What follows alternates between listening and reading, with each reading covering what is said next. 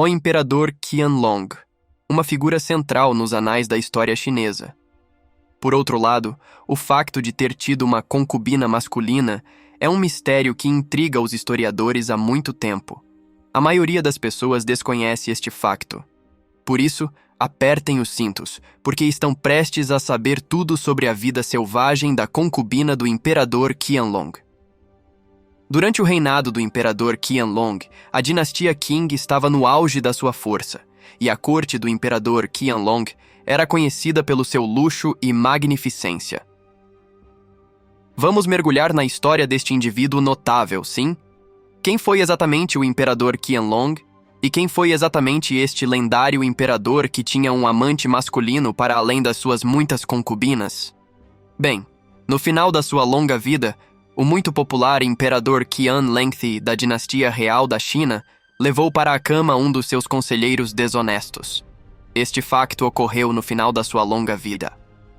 Qianlong, o quarto imperador da dinastia do rei ou dinastia Manchu, nasceu em 1700 e iniciou o seu reinado em 1735. Viria a governar durante mais de 60 anos. Qianlong foi nomeado herdeiro do seu pai muito cedo no seu reinado. Esta nomeação foi um pouco controversa, uma vez que ele era o quarto filho. No entanto, quando chegou à altura de governar, era o homem mais velho sobrevivente, embora tivesse um favorito masculino.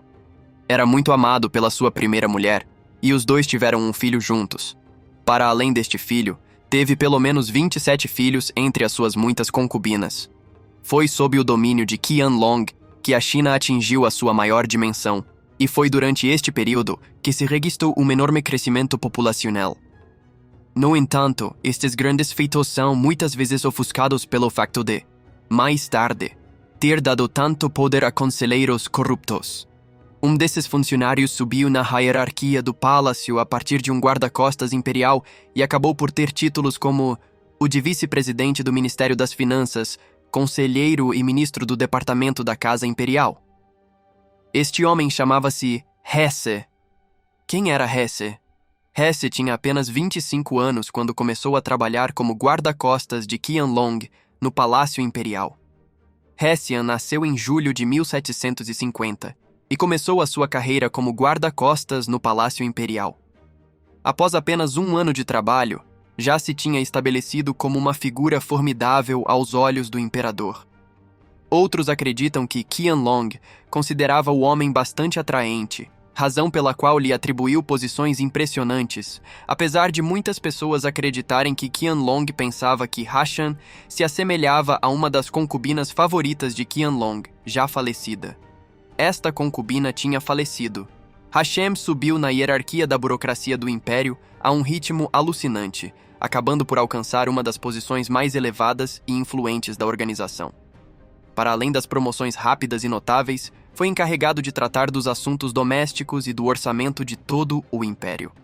Estas duas responsabilidades eram impressionantes.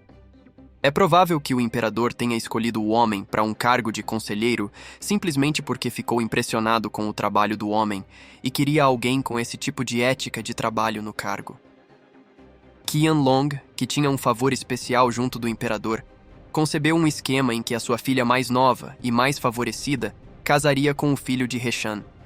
Isto aproximaria as duas famílias de uma forma que a maioria dos outros conselheiros ainda não compreendia.